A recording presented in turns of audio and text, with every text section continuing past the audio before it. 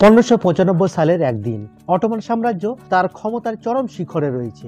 এটি সেই দিন যেদিন সুলতান তৃতীয় মুরাদের মৃত্যুর পর তার সিংহাসনের ক্ষমতা পুত্র মেহমেতের হাতে অর্পণ করা হয়, যিনি এরপর সুলতান তৃতীয় মেহমেত নামে পরিচিত হন। কিন্তু ইতিহাসে এই দিনটি স্মরণীয় থাকার কারণ নতুন এই সুলতানের আগমন নয়, বরং ইস্তাম্বুলের রাজপ্রাসাদে 19 জন রাজকুমারকে হত্যার ঘটনা দিনটিকে স্মরণীয় করে রেখেছে। এই সমাধিগুলো নতুন সুলতান তৃতীয় মেহমেতের ভাইদের ছিল, যাদের সেই সময়ে অটোমান সাম্রাজ্যে পরিচালিত ভাতৃহত্যার রাজকীয় ঐতিহ্য অনুসারে নতুন সুলতান সিংহাসন আরোহণের সাথে সাথে শ্বাসরোধ করে হত্যা করা হয়।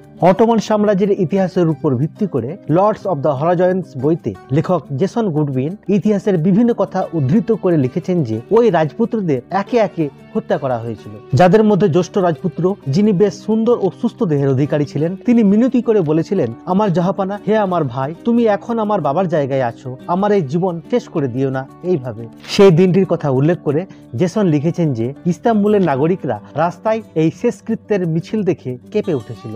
ইতিহাসবিদ লেসলি পি পিয়ার্স তার imperial harem, women and sorority in the Ottoman empire বইতে ওই সময়ের আলোকে লেখা ইতিহাসের উদ্ধৃতি বলেছেন যে সুলতান তৃতীয় মুরাদের শেষকৃত্যের পরের দিন তার 19 জন রাজপুত্রকেও দাফন করা সম্পন্ন হয়েছিল। ওই শেষকৃত্যে যোগ দিতে ইস্তাম্বুলের বহু মানুষ উপস্থিত হয়েছিলেন এবং সবার চোখ অশ্রুতে ভিজে